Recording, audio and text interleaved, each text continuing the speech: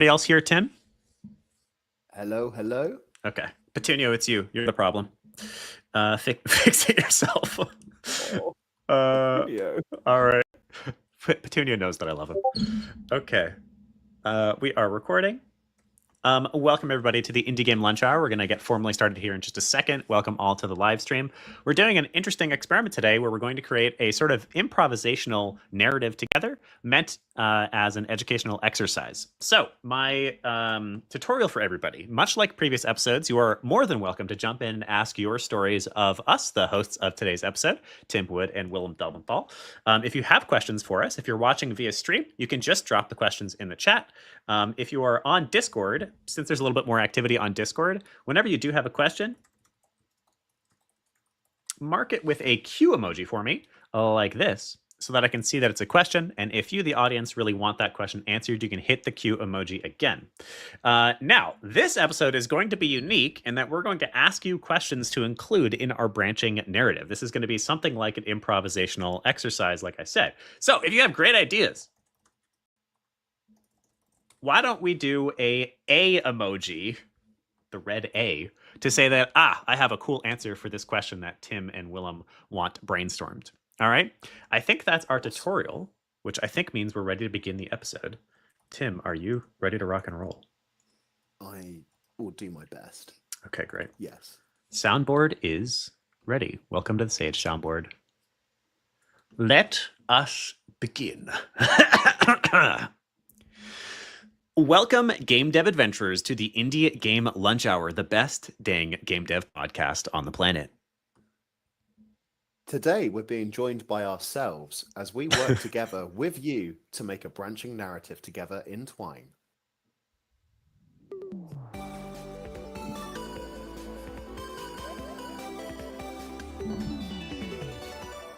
Indie Game Lunch Hour. I hear that music in my sleep, everybody. In our live magical podcast, we give game developers the chance to hear real stories of breaking in from real industry experts, as well as directly ask them questions about their areas of expertise in the second half of each episode.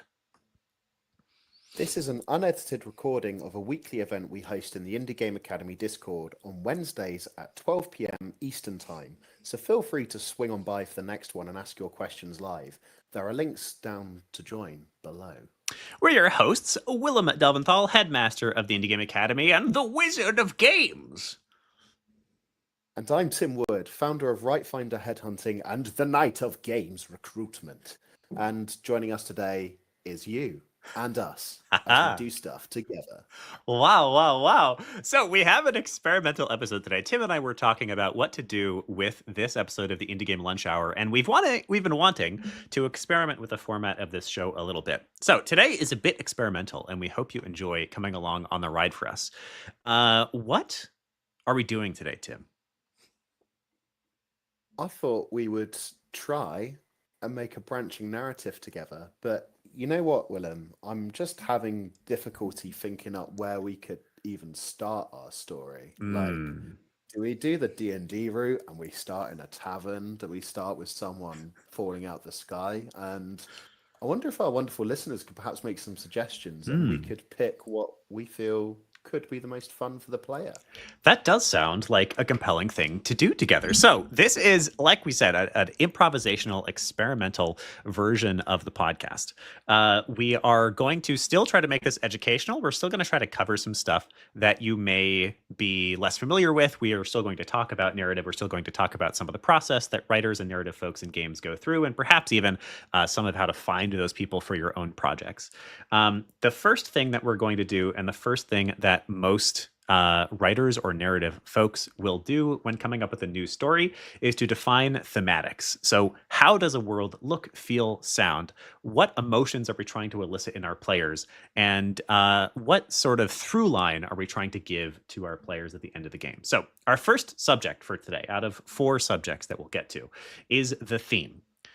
So audience, both on stream or here in Discord, what themes should we go for here? What emotions are we trying to get our players to feel? What do you think, Tim? I always enjoy making my players feel like utter joy and glee and interest, and then just mind-bending kind of horror and fear. And this is Oh. mainly in a D&D setting. Hmm. Um, I'm no professional writer by any stretch of the imagination, but in my novel, for example, it is a dark fantasy where you're kind of, oh, I like this protagonist, and then you're watching the character growth, but it's not making them a better person, and you're like, oh no, what's going on here? So I kind of like that feel, but I don't know. Today I'm in a bit of an absurdist, silly mood, but Okay. let's let the fans decide. So this is us basically defining the box that we ideate inside of.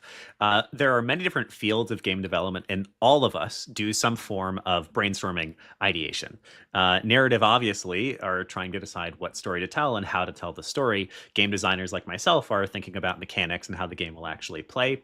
And pretty much every department has some form of this same thing. So if you're a visual artist, for instance, you'll wind up doing brainstorming to come up with, let's say, the character or how the set dressing should look or whatever else might apply to your department. That's why creating that box to define inside of actually helps us brainstorm. If somebody just says to you, make a game, that's sort of overwhelming. And also, it's hard to sort of hit the prompt. How do we make a game that fulfills something if we don't have something to fulfill? So we actually aren't ideating yet. I'm seeing some ideas in the chat, which is great. But all we're doing right now is defining a box. We're saying, all right, this is the space that we want to fulfill for whatever reason. And you can argue with us about why you think that reason is important. Now, Tim, you're mentioning this absurdist view. You're mentioning this like subversion of expectations, like you want it to feel happy-go-lucky and then actually crush the player's emotions into the dust. So why don't you tell us a little bit about why you might recommend something like that? Give me some of the maybe player psychology, or like why do you like telling stories in that realm? Yeah, I think it comes from my own personal enjoyment of being surprised, Mm. and I like films where there's jump scares. I like thrillers where perhaps the sidekick or the friend of the protagonist is actually evil, and they're like, oh my gosh, I never saw this coming. So something about those kinds of situations, or the complicated kind of pantomime of things like medieval courts and politicking and planning and strategic stuff just appeals to me personally on a fundamental level. Mm-hmm. But I also I enjoy the kind of subversion of expectations. If I'm running a D&D game and I have them in a very horrific environment, and they're like, right, we're ready for this DM to throw everything at us, and then it's just like, oh, and you find a goat, and they're like, okay, so what is this goat? And then the It's goat obviously dies. something, a monster, right? And I'm just like, no, it's just a pet goat that the goblins keep to make cheese, and now you have a goat. So I like to just be a bit weird with it, but Mm-hmm. there's some suggestions in the Discord chat which I really like. One of them, Imani, has suggested a hopeful feeling for the players, which I feel is very in vogue right now, of the new Superman film, which I watched the other Mm. day. I think it's fantastic, personally. That's quite nice because there's a lot of like gritty stuff. There's a lot of dark stuff out there. So perhaps the subversion of expectations is it's a game where people can play it and feel happy afterwards, and like, oh, Mm. that was just nice. No monster burst out of my chest and ate everyone on the Nostromo. Amazing. So there's I'm gonna do a poll for us in just a second to pick the theme of our branching story. So if other people have other theme ideas, put them in the chat now, and I'll put it in the poll. I wanted to touch on something you said there, Tim, which is interesting. When I asked why you like a story that subverts expectations, you said, well, because that's the kind of game that I like to play. And an age old, simple place for you to start as a game developer is to ask yourself who this game is for. And most juniors or people who are just getting started will almost inevitably say this game is for everyone, or this game is for this huge segment of people. It's for all men, it's for all people who like games. And most of the time, building a game for too broad an audience tends to make a game that just feels kind of vanilla, is not fantastic for any specific audience. An easy place to start is try to identify yourself as a player and build for yourself and that type of person. So that's what I'm hearing from you, Tim, is I really love these stories that subvert my expectations, and it's probably safe to assume that there's a good player base out there that likes that too. Would you agree with that? I mean, I've played a lot of like RPGs or your classic shooters and stuff like that, and I think a good entry point was some of the first like Halo games that I played, like Halo 1 and Halo 2. There's a lot of weird stuff in there for someone who'd never played a sci-fi shooter before. Mm-hmm. And kind of, I think the biggest twist for me was in Halo 3 when I don't think it's a spoiler now, is it? If I reveal what happens near the end, but Hopefully not. 343 Guilty Spark absolutely nails and kills Sergeant Johnson, and I was like, oh my god, like this larger than life, badass human character, or technically a Spartan one if you've read the books, has just been utterly like destroyed, and I was filled with this like this very real anger towards this collection of pixels and if then statements on my screen. And that kind of hooked me more into stories. And then when I played kind of deeper RPGs and stuff like that, I was really kind of finding myself thinking about these games when I was like stuck in a reverie. If I was cooking some chips or whatever, I'd be like, oh, I need to log on to, I don't know, Skyrim, see what happens next in this, or go back onto Mass Effect and do this choice differently so I can hone it in better. And that's kind of, I guess, where it all stemmed from. And of course, reading lots of books and things like that always pull your interest in. Mm-hmm. I'm just looking at your poll, and Hope is winning. I like that a lot. We did. So we dropped a poll in the chat for everybody who's here in Discord. If you're not in Discord, you can type in the comments what your vote is, and I'll add that to the totals. But I've dropped in the chat a poll for what our theme should be for a mini branching narrative. Right now, our options are hope and motivation, epic and happy, brain rot, surprise, stress, underdog, and hugs. So tell us which story you would like to tell everyone. I think this surprise is winning now. I like it. Yeah, it's interesting. I think one of the things that I love about being a game developer in general, not just a designer, is being able to jump into those weird or more unusual stories, and being able to like design in a space that I'm not used to. I really like my very first game industry job was brain training games, which is really unusual space and it's not really a place specifically for narrative. But I think one of the things I like about these options is they're all quite different. I don't think I've ever sat down and been like, okay, how do I design a brain rot game? The soundtrack would be funk, right? Yeah. Those hard style techno edits of like shopping trolleys and stuff. Like I might have to make that myself if it doesn't win the poll, because that does sound like great fun. Okay. In the on our stream, we've got a vote from Joey for Hope, a vote from Surprise from Daniel. It looks like Surprise might have clinched it. Are we comfortable moving forward with a surprise theme? Yeah. Okay. I do like Imani's suggestion of combining hope and surprise. So things seem grim and dark, but everything turns out okay. Okay. Like you could almost weave in a narrative about prejudgment in there. You're walking through an area of town, you're like, oh, I'm definitely gonna get mugged, and everyone's just like, hi, like, you want some free stuff, like a free sample of this food, and do you need a lift anywhere? It's getting late. And you'd be like, oh, it's quite nice actually. I love it. All right, well, that actually segments perfectly into the second segment of this little exercise together. So that is creating our 3-act structure. Anybody who's played Baldur's Gate 3 or many other RPGs knows that it is, or really just anything with a story, knows that it's an extremely typical exercise to split up your story into 3 acts. It's a way to better conceptualize how you're going to tell a story, and it's a structure that your players tend to just know, and so they sort of understand the story better when you do that work. So we're going to have to keep this stupid simple. We're thinking that probably this is a game that has exactly 3 choices in it.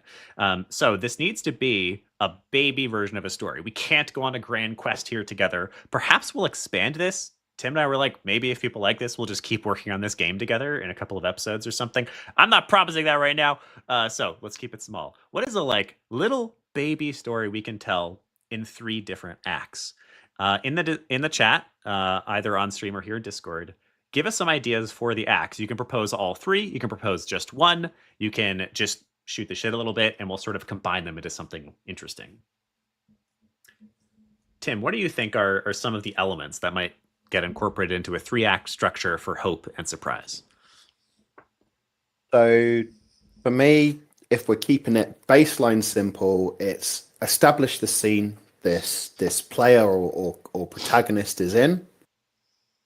Maybe we have some form of crisis, and the crisis is literally, I don't have enough bus fare to get home, for example. They then have to go on a journey to afford the bus fare. You know, do you look under the bins for change? Do you ask someone for some change? Or do you try and bluff your way onto the bus? And then you have the conflict. You know, bus driver tells you to get lost. Someone tells you to stop sniffing around bins. And maybe, I don't know, some other person just tells you to go away. That kind of thing. And then you have how the protagonist responds to that. How do they resolve the issue? And then eventually pass their quest of getting on the bus or getting home or however that looks. That to me is like a very cobbled together 3-act structure. It won't follow the actual conventions written down that I've got not to hand right now, but kind of that kind of thing. You need some element of the conflict, you know, something for the player to work against to then get the the objective or the goal in my mind. Awesome. Okay, so what I heard from that, tell me if this is about right, is Act 1 would be establishing the scene. This is where the story is taking place. This is who the character is. Act 2 would be introducing the crisis. Something has gone wrong. Oh dear. And Act 3 would be a resolution to that crisis. Is that right? Yeah, okay. Absolutely.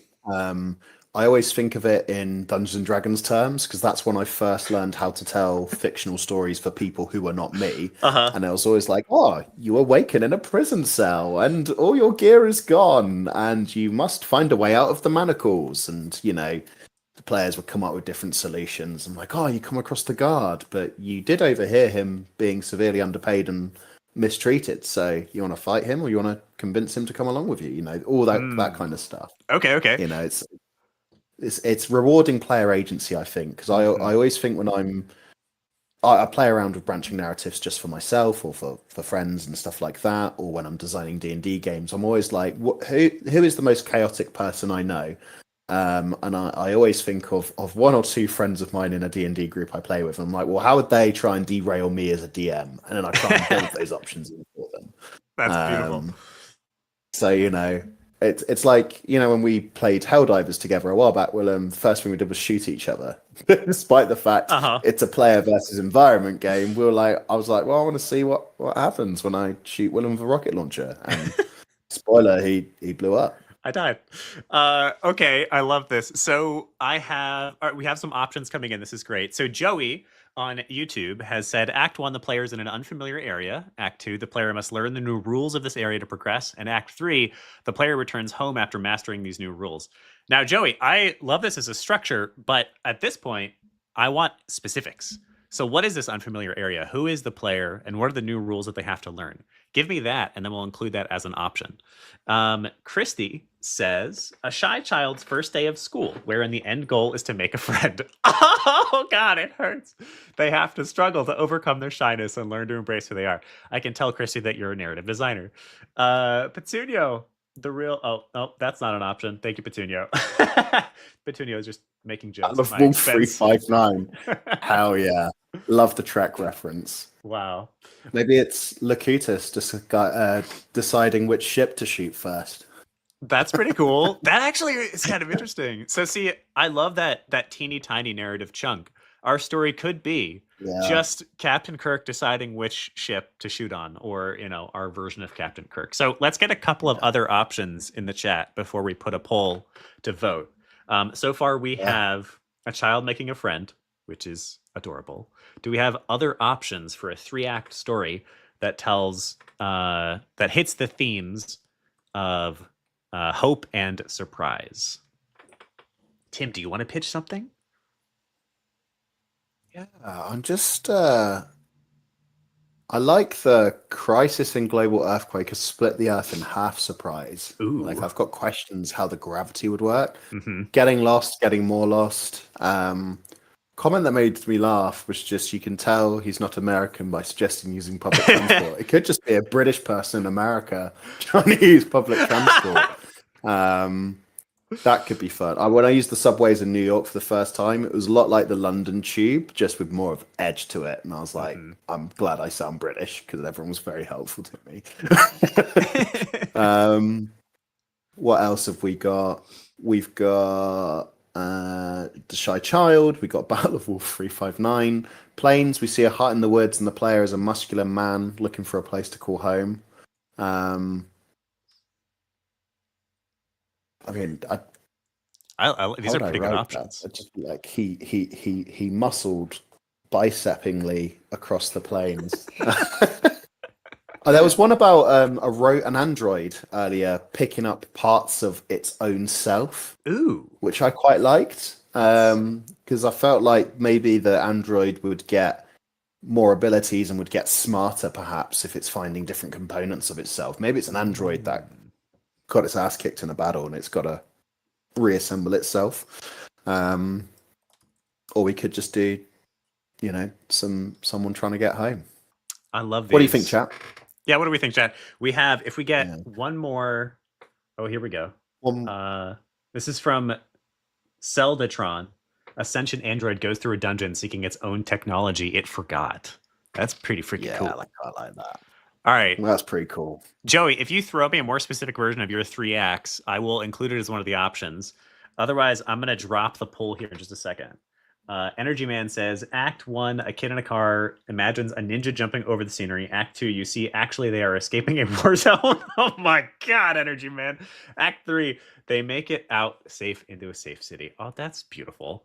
Good one. There's that. I liked the instant reaction I had to just reading that. I could see it in my mind. A kid I don't think we could do the Locutus of Borg choosing which ship to shoot because, of course, as you probably know, Willem, being an avid Star Trek fan, it was the Borg using the tactical knowledge of Captain Picard to decide which ships to destroy first. So, it would have to be a story from the Borg collective's perspective instead. Okay. I would say. All right, well then I'm going to drop these. We have one from Joker. Joker's is long. Let's see. A big bad wolf card battler where each act is a different roguelike house from the 3 Little Pigs. And there's a text story script after each branch. Till the end, pig boss goes through each house, learning about the pigs until finding out about defeating. It's hard to read because people keep dropping new chat messages. Defeating the last one that was in prison with a giant wolf in a pig costume at the end, and you were the unknowing tester of its security. That is metaphysical and kind of confusing, but I'm going to add it, Joker. I need a pig emoji. Here we go. Secret pigs. That's what I'll call it option. I don't know how to build a card battler myself, but we could totally have a win versus loss branch that we just click to, depending on what happens. I think we would, I think for the sake of this episode, we're going to make it pretty dang short, everyone. So don't expect too much here. All right, I have added the poll, adding all the emojis. I know there are bots to do this that are way faster, but I don't know how. Kid? Child? Where did I get that emoji before? We're just going to leave it. All right. And pigs. Okay. There is a poll in the chat. Let us know which story we should go with. Tim, you have any thoughts on these options? Really like the kid escaping a war zone. Okay. A robot reassembling itself. Mm-hmm. The Earth splitting in half, because I've got an idea for a twist for that already. British person using public transport just because it feels like the most tame izakaya in the world. Secret pigs, just that as a title makes me laugh. Mm-hmm. Joey from YouTube says that Christie's idea, a child makes a friend, has their vote. Yeah, nice. I'm abstaining from the vote because I want to go with what the community wants here. And then you can You can see some Tim word vomit as I manically type this out. I'll share my screen in a minute for flying, and we'll Definitely. build that out. All right, I think let's. We've got 5 votes for a robot reassembles itself. So why don't we move forward with that so that we can start to put some stuff together. Let's do it. Now, by the way, one of those really easy things you can do to improve the quality of your games is exactly stuff like this. You can do internal brainstorming and internal testing really easily with just simple things like polls. And in fact, your audience, which is something that's important for you to build over time, loves this kind of thing. They love being involved. They love giving you their thoughts because you're fulfilling their dream of becoming a game developer by allowing them to get involved in what you're creating. So it's really easy to improve the quality of your games simply by getting more people involved. The pushback people always give me there is, well, I don't want to reveal my amazing, beautiful game idea because what if somebody steals it? Nobody will steal it. I promise. And even if they did, it's going to be a vastly different game. No one's going to steal it until it's making so much money. So how many different variants of the same gameplay mechanics are out there? You know, right. like look at COD, look at Battlefield, look at any game. You know, they all fit into certain genres and mechanics. Just focus on making the best thing you can. Absolutely. That's what it's all about. And the value you get from talking with people early and often is so much greater than trying to be sneaky about it. Unless you're a big company with a reputation to protect and a bunch of marketing dollars to drop on your cool reveal trailer or whatever at a specific time, there's no reason to hide. As an indie, involve everybody. All right, Tim. I, as a game designer and creative director, I can do themes, I can do acts, I can think about an emotional experience, but I am definitely not the guy to open up Twine. So, would you take us away and get us started building this beautiful 3-act story about a robot reassembling itself? Another world, and I'm going to be looking over here because I have 2 screens, so I can concentrate on this. So welcome to Twine. I can use it a bit. I'm not an expert, so if anyone has Twine tips that they feel they need to say, I'm open and welcome to them. So we're doing the android picking up pieces of themselves. Let's make this simple. Shall we have them in a dungeon, Willem? What do you think, creative director? I think there's a lot of love for the am I still talking? Discord thinks I'm not getting audio. Okay, great. It sounds like there's a lot of love for the sci-fi twist. So what if we have this guy on a derelict spaceship? Oh, I like that. Yeah. So do we want this in the first person so the player is the robot themselves, or are we following in the third person? Audience, you can give us your thoughts about that. Typically, a first person helps you relate to a character more. But a third person lets you tell a character's story better. It's like watching a movie versus playing a game. I think it makes sense in this case that it be first person because you're part of the mystery together. Nobody's quite sure what's going on. Perfect. So, and I was asking those questions so I can start on my best foot as I do the first draft literally live. So let's call them Robo because I'm really imaginative. Oh, so wait, I'm audience. Robo is seen slowly rising from a battered and rusted deck plate. They are fizzing, sparking, and clearly bear the signs of battle damage. Ooh. And I've put that in italics just to make it clear it's kind of a scene marker or something like that. I think that maybe, do they talk to themselves? I think maybe they could talk to themselves because it's kind of like that tutorial thing in the first level where it's like, I need to get up there. I can't jump that high yet. Oh, yeah. You know, that kind of I think so. Maybe I should hold X to climb. Now, I have a caveat or just a push for you. I think we do have to try to finish this within the hour.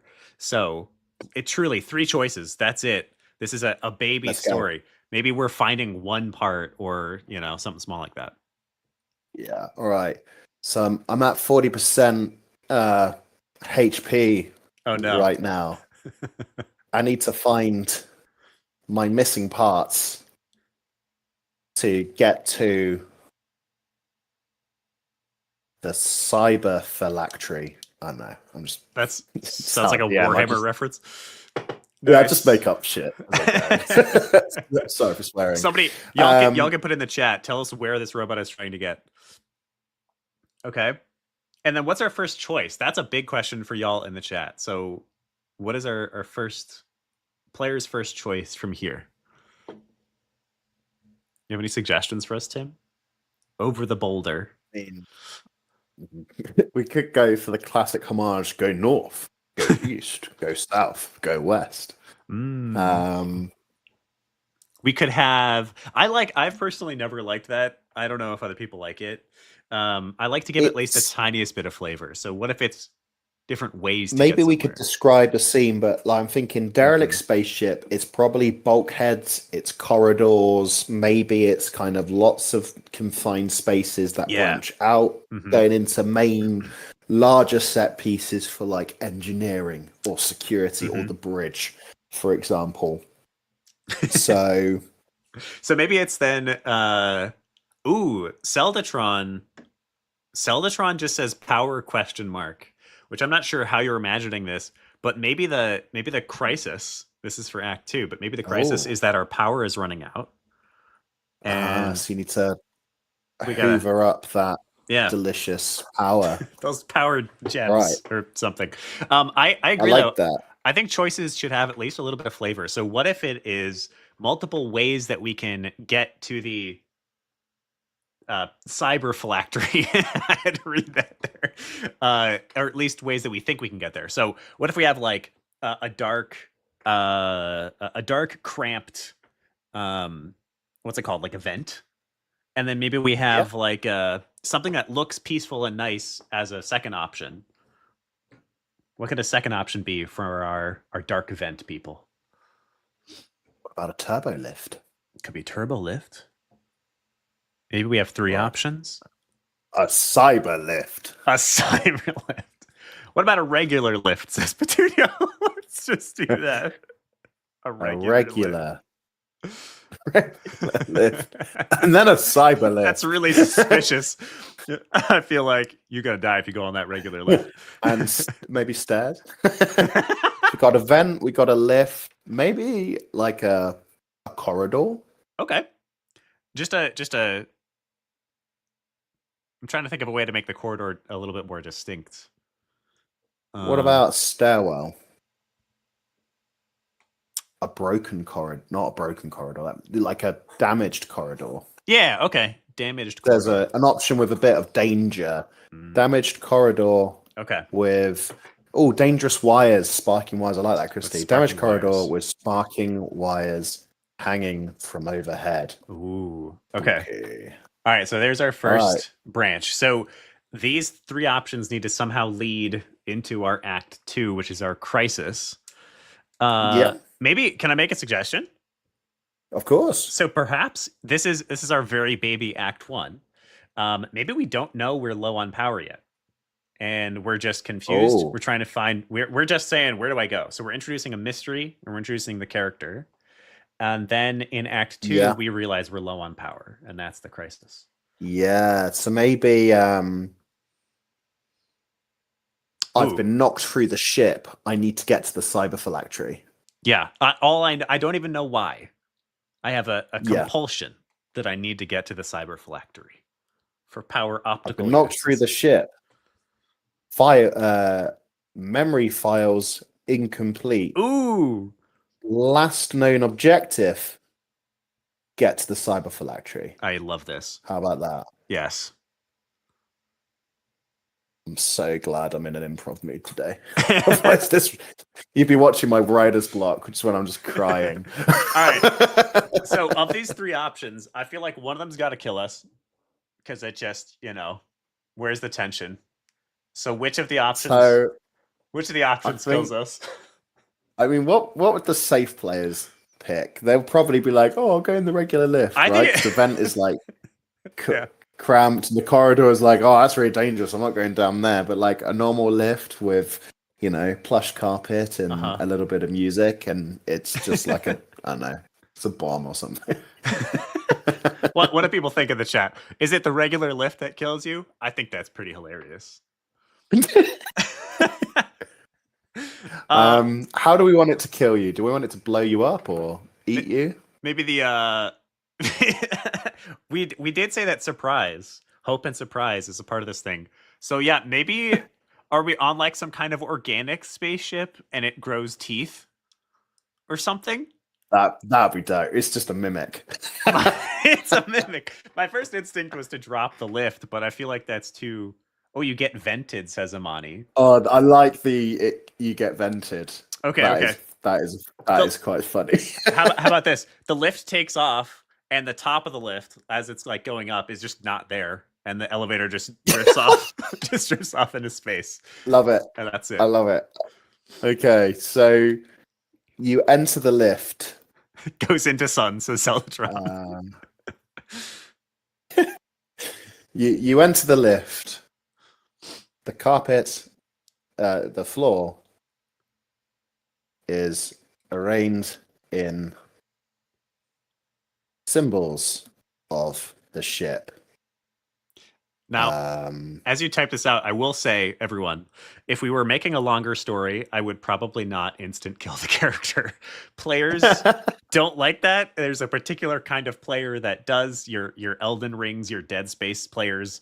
But for the most part, players really hate an unexpected insta kill because it feels like you're stealing the autonomy from the player. They can't feel like, oh man, I made a poor choice and therefore I died, if it's just kind of random. Autonomy is our primary promise of video games to our players, and so if we strip them of autonomy, they tend to not like it. But in this case, we have a short story and it's mostly just for fun, and they can restart without too much pain. So hopefully this is just funny. Yeah, true. Even Dark Souls players, says Victor, don't like unexpected instant kills. It has to be telegraphed and avoidable. Very true, because then you're giving them the autonomy. And then if you die, it's a way that the player can learn. You're encouraging mastery instead of just letting them die. All right. So I've put 3 choices in here, Willem. And the reason for that is because the lift will either go up or down. Okay. And you might also choose to just leave the lift and do something else. So I think exiting the lift could lead you to the damaged corridor or the dark vent. And I'm just going to put those 2 choices in there like this. So for anyone... how do I do that? How do I join them together? Oh, yeah. So you can either go dark vent or damaged corridor. Mm-hmm. And we'll just keep that dead simple. And I'm going to move that up there just so it's out the way. Ascend. Maybe this is the lift climbs up. Yeah. And you feel the scrape of metal on metal. You note with interest that the dust and detritus on the floor begins to float. You look up. Too late. You are among the stars, ascending forever. Yes. Now, somebody in now somebody in the chat, Joker, says Descent could go straight into the furnace. I think it's a hilarious idea, but I'm gonna recommend we learn about a branching narrative topic called convergence or converging branches. Basically, you've already actually done that. When you exit the lift, we go back to the dark vent or the damaged corridor.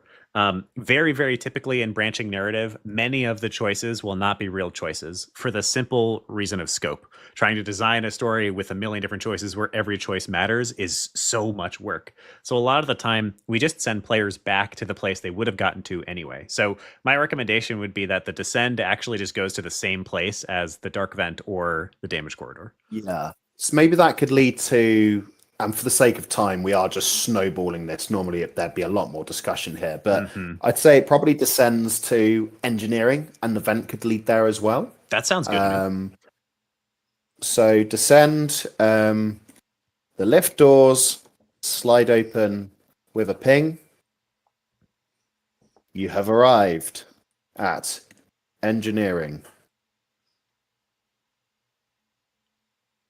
The here's a prompt for the audience here. So I think this is where we're going to introduce the crisis, which is that our power is running out and we need to find parts to not run out of power.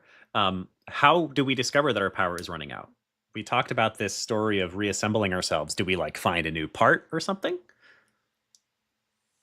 Yeah. There's some good stuff here. Do you want me to carry on with the dark vent and the damaged corridor choices, William? Yeah, let's get that. Okay. So I think perhaps engineering is our next main node. So perhaps all paths lead to a failure point, or you end up in engineering. Okay. Just for the sake of simplicity and finishing this in the next 16 minutes. So I quite like the idea of, personally, because of subverting things, that the dark vent perhaps leads to a grisly end, and maybe the scary looking corridor gets you to engineering. What do you think about that? I think Is that that's too mean? No, I think that's good. And it is a great example for those who are listening to this podcast and are unfamiliar with how game narrative works. We almost always force players back into bottlenecks. In Baldur's Gate 3, one of the most reactive game RPGs that has ever been created, with an insane amount of branching, you still always get forced back into the same bottlenecks for the sake of creating a tangible, tellable story. D&D, part of why D&D is magic is because there's truly infinite branches. There's truly infinite ways that you can go. But in a video game, we can't make it truly infinite, I guess, unless we make AI slop or something. So we almost always force the player back to one location. And I think engineering can be our midpoint. We always force them back to engineering. They manage to get there somehow. So why don't we do, I guess then we could do a different location that they get to that then leads to engineering out of one of them. So there's an interim space. Yeah. And then maybe the dark vent goes straight to engineering and the damaged corridor goes to something that then goes to only engineering. Yeah. So maybe what could be... Oh. Uh-oh. Tim has cut off. Not at this most important of moments. Oh no. I also have no access to the twine. All right. I'm going to keep going while he is gone. I'll try messaging him. So Ahmed. Oh, Tim, you're back. Oh, you dropped off. oh, for a you're moment. back. This is great. Okay. I started to talk people through. So we have a med bay as a suggestion. So what if the damage corridor goes to the med bay and then the only place to go after that is engineering, and the dark vent just goes straight to engineering?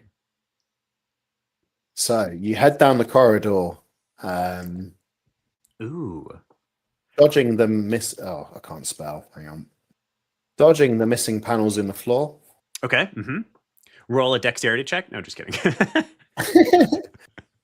And brush away the sparks dropping over your shoulders. Christy has a great suggestion. This could be a good opportunity to introduce lore in that extra area for players who want it. So maybe the med bay, maybe you find something for yourself in the med bay that's non-critical, maybe a memory chip or something, and it gives you a little piece of your past. At the end of the corridor is a sign for med bay. Sweet. Upon entering, you find some bodies. Do you want some bodies in this? Ooh, okay. You find the bodies of the medical team. Skeleton, says Christy. Ooh, I like that too, implying it's been a long time. Creepy. I like it. You find the skeletons of the medical team, and one of them holds a memory chip in the hands of one of them. All the skeletons are in another lift, says Petunia. Is a memory chip. Mm-hmm. All right. Plug it in. Ooh. Don't plug it in. Maybe just move on, and that just goes straight to engineering. Eat the chip. Tim, we only have 10 minutes. We can't give them too many branches. Okay, I'll rein in the goblin, which is actually the memory brand of potato chips. Delicious. Wow. This is a great example of live scope management, by the way. You'll be doing this only on the multi-month scale with your team forever. This is game development. Willem's job is to bonk me on the head when I get too excited with choices. So don't plug it in. You continue out of medbay and arrive in engineering. Oh, typos galore. Nice. Plug it in. Right, so you're plugging in the what do we learn? Memory chip. Yeah. Okay, here. I'm gonna prompt the audience. Ooh, do you have an idea? I have an idea, but let's see what the audience say. Okay. I'm gonna prompt the audience. What do we learn from the memory chimp, everybody? From the memory chimp? The memory chip. What do we learn from it? Put it in the chat. Let's move on to engineering for a second. We'll come back and put that information. So should we quickly do the dark vent? Oh yeah, dark vent should go straight to engineering. Maybe there's just like a scare in there. We get a little bit of excitement. Yeah. So you descend into the vent using the bulkheads as handholds. As you continue downward, sorry, somebody just had a cool idea. Your hand sparks, forcibly loosening your grip, and you fall several 100 meters into engineering. Wow, nice. All right, so we're showing that there's some damage there, but also you fall several 100 meters and survive it, so you're also quite tanky. So it's like, okay, you're a tanky robot. All right, so let's see. Energy Man had a really cool idea. You are a medic that has had their consciousness transferred into this machine. I love it. Amani points out this is supposed to be hopeful, not bleak. So we do need to end this story in a hopeful manner, but I love that as extra lore. You've not only transferred that medic's consciousness into your machine, but the cyber phylactery has the memory backups of everyone on the ship and is a way for them all to basically be cloned and resurrected. Ooh, okay. You know what? Then it's kind of hopeful. So give us that little bit of story with Plug It In. We learn that we're a medical member, and that also hints us towards what we're going to learn at the cyber phylactery later. So why don't we add that to the Plug It In button there? All right. So memories bleed into your vision as you see snatched images of fire, explosions, and Wilhelm screams. God, he's so snatched. As the crew is oh man! Oh shit! By an unknown threat. Son of a. You hear a voice, your own, human. Back everyone into the cyber phylactery. I will resurrect us when the threat is past. This is such bad writing. When the threat is past. We'll hire somebody in the audience to do the real copy. We won't do that. We don't have money, but we can pretend. Via my connection to Robo. There you go. We can do a session just on lore, making this way more actually tied up. Sweet. And then you go into engineering from here.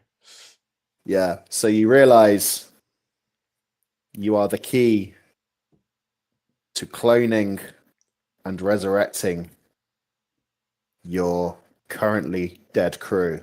Okay, I have a suggestion though. As you head toward engineering. Yeah. I think that this is too much information to give them in a side path. And I think instead, this should be what you learn at the phylactery itself. Okay. And here we get a hint towards it. So here we learn that we are one of the crew, and maybe we also tell them there's more information that we can't decode or something like that to hint that there's more. Yeah. Oh, back everyone into the cyber phylactery, and then the transmission cuts, or the memories bleed away, Yes, and yes, you then head to engineering. yes. I like that. And Um, then maybe yeah, I think that's it because you've heard your own voice. So you're hinting that yeah. perhaps you were human. Become aware of your surroundings again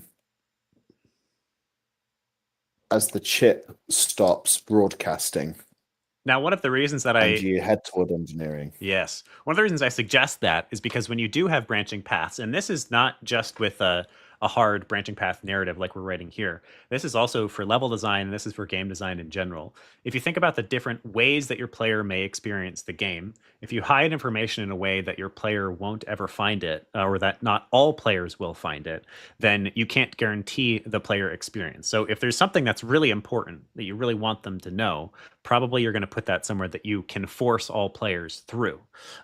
If it's something like this, where you're hinting at them, giving them something that's richer, deeper, and has them start to think about your final reveal or whatever else happens later in your story, then that's something that's a little bit more tasty to hide on the edges. Because now this feels like a hint. This feels like an extra discovery that I got because I went a specific way, instead of me losing information because I didn't go a specific way. It's an add, not a subtract. All right. So then we got to decide what happens in engineering. I saw one suggestion earlier on that I thought was really cool, which was somebody suggested that you get eyes in engineering. Now, obviously, we've already been seeing things, so maybe we like find our right eye, and the right eye has like our diagnostic tools in it or something. Oh, we lost your audio, Tim. Oh, sorry. Can you hear me now? Yes. Yeah. Sorry, I fell backwards on my chair. Cool. Yeah. So let's do that. So, um, you enter engineering and see a, you can't use warp core, copyright, a plasma core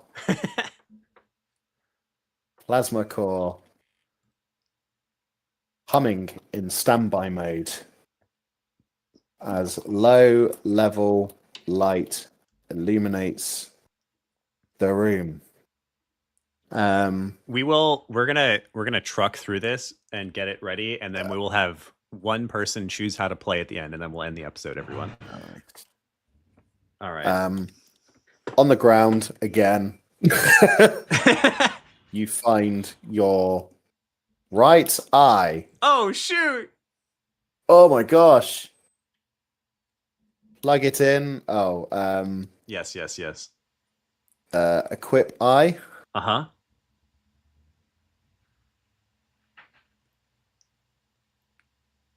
Don't equip eye.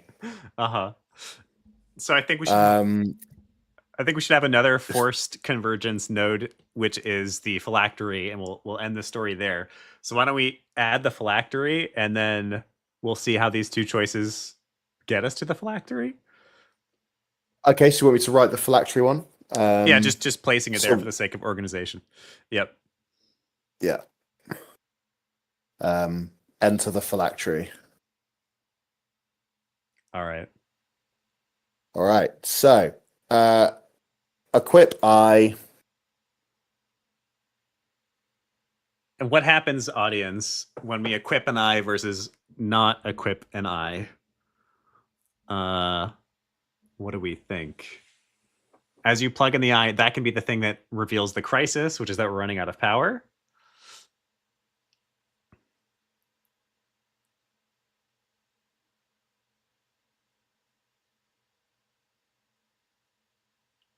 Why don't we let's start with that for equipping the eye, because I think that's a safe bet. Well, now you can see Cispetuno. You can see crew identity, ship status, etc. Nice. Okay, yeah. So when you equip the eye, maybe your left eye is like just a camera, and your right eye is all diagnostic information. So it shows the ship status, and it shows your power status, which is running low.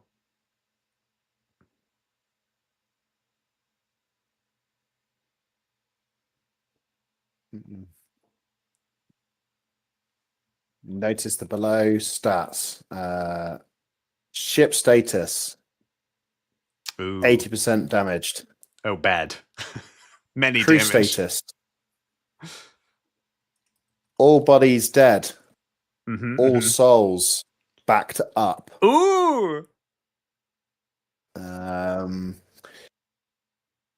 Robo status, 19% power. Uh-oh. Low power mode imminent. Oh, no. Oh no. And then we'll have enter the phylactery. Mm-hmm. Oh, hang on. Why isn't that working?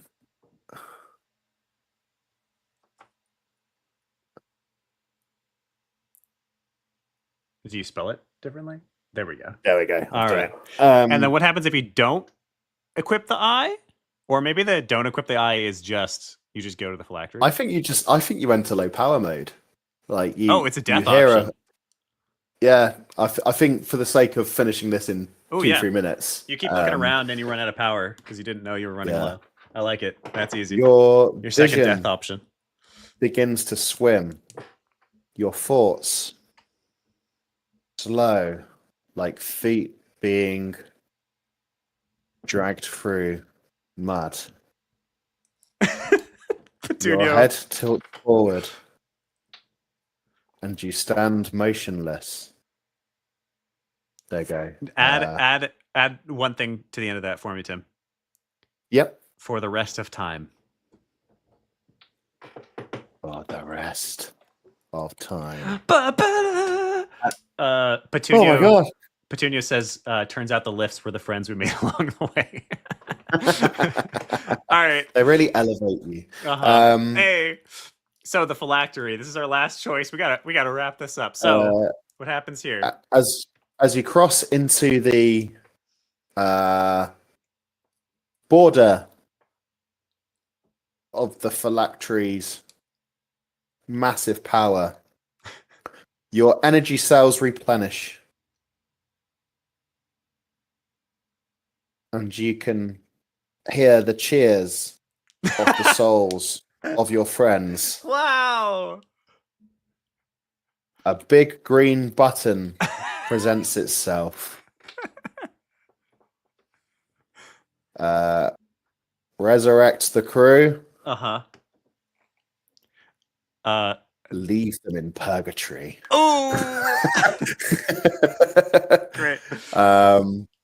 Okay, so then let's write us a nice ending, y'all.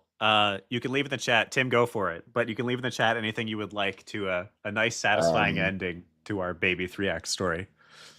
You hit the button, and electricity whirs into motion as 3D printers. Yes. Roar into life. We got to see if we can get a sponsorship deal with Elegoo. Printing out the skeletal forms of crew members. You sit on the ground, satisfied. In 3 to 5 business days, your crew will be back hard at work repairing the ship. Petunia has one recommendation. Yeah. Robo will return in You Only Lift Twice. That's going in. Robo will return in You Only Lift Twice. Beautiful. Winky face. And then leave them in purgatory. Yeah, what happens here, y'all, as we leave them in purgatory?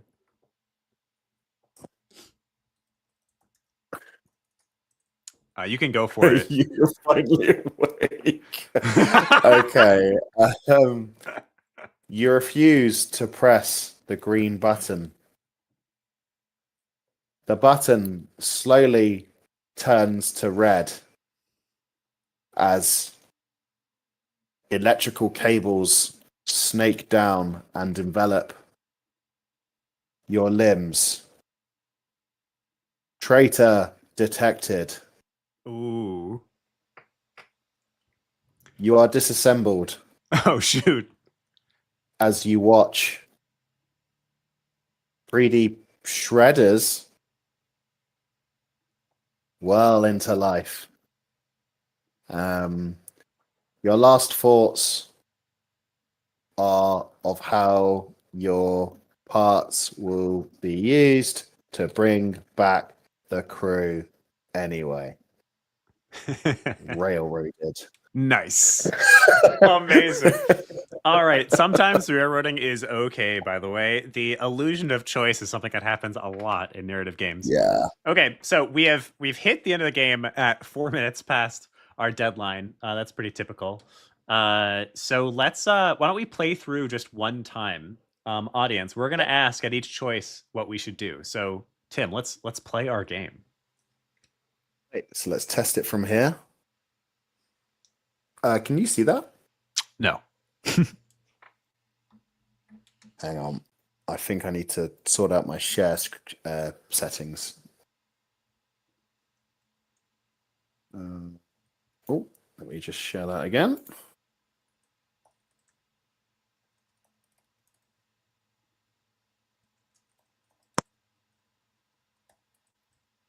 All right. So, Robo has been seen slowly rising from a battered and rusted deck plate. They are fizzing, sparking, and clearly bear the signs of battle damage. I've been knocked through the ship. Memory files incomplete. Last known objective. Get to the cyber phylactery. Do you take the dark vent, the regular lift, or the damaged corridor with sparking wires hanging from overhead?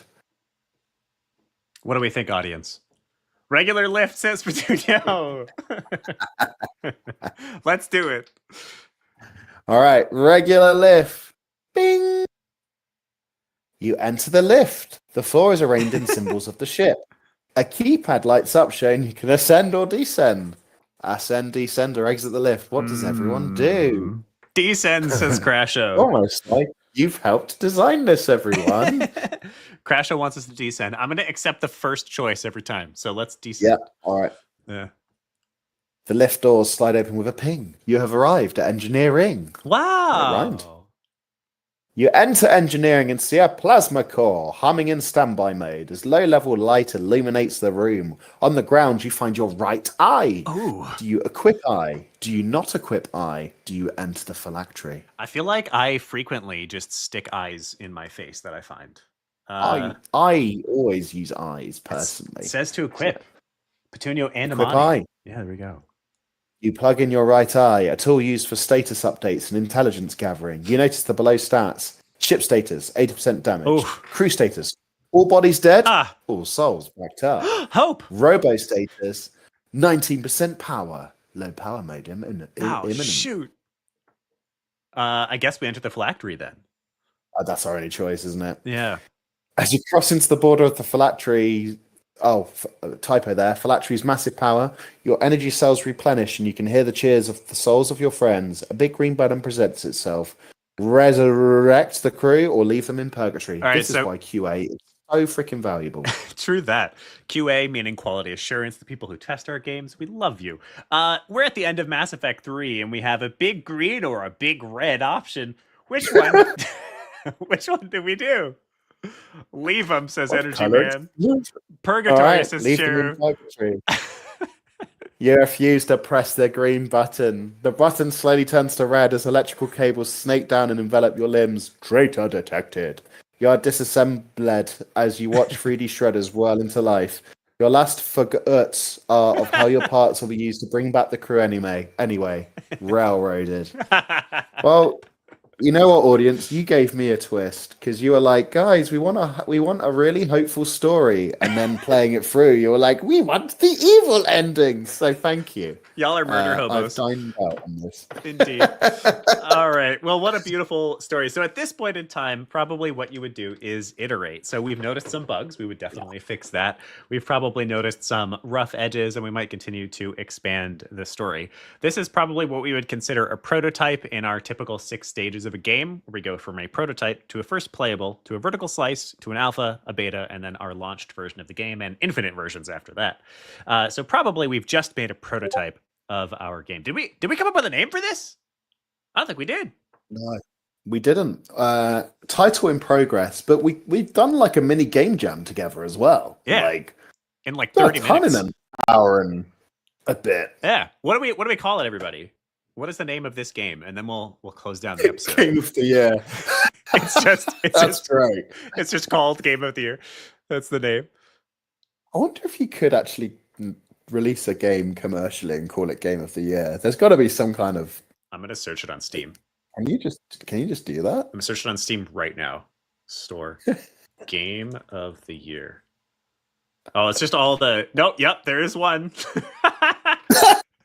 Game of the Year, a rhythm arcade about the lifestyle of ordinary teenagers in a mysterious primitive world. Okay. Incredible. All right. Well, we're gonna compete with them because Game of the Year is clearly the name. Maybe Robo Game of the Year. We could just put like best creative direction winner 2026 or something. Okay. Well, I think it is Kids Love the Long Titles. Nice. All right. So I think we'll put a link. Is it easy for you to put this game up for people to play, Tim? Yeah, I'm gonna edit the typos out and I'll put it. I mean, I've got my own itch page, or if IGA has an itch page, you can put it on there, and we'll just check it out. Okay, awesome. Yeah, we will put it up, and we will drop it in the description down below for anyone who's listening to the podcast, and we'll put it in the Discord whenever it's up for those who would like to play, just for funsies. We hope that you enjoyed this episode. I would love your thoughts on this sort of interactive episode. We went a couple of minutes over here, but hopefully you had a fun time and still learned a thing or two. It feels like a nice break from how we typically do things. We will still do our interviews with smart people, but we'd like to get a little bit more fun with it and have a good time. Nice. I'm glad people are having fun. So, Tim, you want to do our outro here? Absolutely. Let's get cracking. All right. That's going to wrap us up for the day. But before we go, we'd like to do two different things. So, first of all, some extra credit that you, our wonderful listeners, can do today. Why not download Twine? Make yourself a short, branching, interactive fiction, and then send it to us so we can play it and give you some feedback. And also, if you've got any ideas of other weird and wonderful types of episodes that you'd like to see Willem, me, and perhaps some other guests do together, we're totally open to those. So please send them in. Love that. All right. Before we go, anything that we'd like to promote? Any last words of wisdom? I think I'm going to promote one thing here, Tim, if you will let me, and then I'll invite you to give some words of wisdom. So the Indie Game Foundry, which is our sort of experimental publishing arm, Christy, in fact, is a member of the Foundry, who you heard from earlier today, is launching 3 of their games to Kickstarter October 15th. So just over a month, about 6 weeks from the day of recording this episode. Those games need your help. They are all first-time indie founders, which means there is very little budget to go around for marketing. This is just Kickstarter. This is not released. They're releasing in March, Petunio. This is the Kickstarter to help them get a little bit of money to keep building out the games. We're launching a program that we actually haven't made publicly available yet. This is the first time we're talking about it, that we're calling the Friends of Foundry program. It's a very simple little reward tier system to try to get your help in marketing those games. So basically, if you sign up here, it takes you less than a minute to sign up. And for those who are listening to the episode, there will be a link down below. If you share the Kickstarter games, if you repost us on the first day of those Kickstarters, we're going to give you some rewards that are detailed in the link I just provided, including a unique role in the Discord and a social shout out where we say thank you to all of our wonderful friends of Foundry. We're also giving out some free classes if you actually back the campaigns. But even if all you do is share the Foundry campaigns when they come out on October 15th, that would be super mega helpful. So it takes less than a minute to sign up for this link that I just sent, and we will not spam you. We are not putting these emails into a list anywhere except for that first day where we ask you to shout them out on day one, because day ones of Kickstarters are so terribly important. So if you're willing to be a friend of Foundry, please sign up there. All right, that's going to be my self-promotion. Tim, any last words of wisdom for us?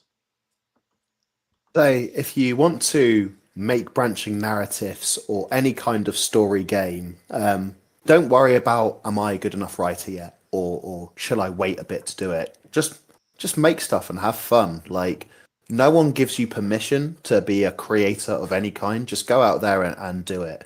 You know, I've got one game credit myself, and I've written some stuff commercially and some fiction stuff here and there. I didn't go to university to be a writer or any of the other type of game development I've done. I've just been stubborn and steadfast in I want to do this kind of thing for fun. No one can stop me. So yeah, download Twine. It's free, or Ink, or one of the other tools if you are interested in branching narratives, or if you're just making games in a different vein, if you're an artist or programmer. Just go out, have fun, do it, learn, create, and share it with people if you want to, you know. It's a time in the industry where it feels like a lot of doors are being closed in our faces. So let's just make our own doors and walk through that way. Amazing. Yes, I just corrected the link, by the way. Apparently people are not able to access it. You should be able to now. Absolutely. There's that meme that's been going around that's like, just start and make it good later. Or there's the quote from my own mom, who's a theater director her whole career, that I love, which is done is beautiful. There's so many different things out there that will stop you from getting started, and none of them are worth it. Just begin, start building, get at it. We'd love to see what you create here. And yeah, can't wait to see you launch your own studios, everybody. I think, Tim, that's it. Is that it? That is it. I think that's everything, right? Okay, yeah. So your homework, once again, is to try out Twine, make a little branching story. We are going to post a link to the one that we made together today. We would love to see what you create, though, as well. So you can post that on LinkedIn and tag us, Indie Game Academy, Tim Wood, Willem Delventhal, and we'll be excited and play your game with you. Okay, we'll be back here next week, 12 p.m. Eastern time. And I think, actually, we're going to be talking with some of the Foundry team members about their process in starting a studio and launching a Kickstarter. So if you want to learn about that, we'll be doing that. See you again, everybody, sometime soon. See you next week. Bye. Goodbye. Nice. And to those watching on stream, we love you. Oh, thank you, Daniel. Bye, everybody.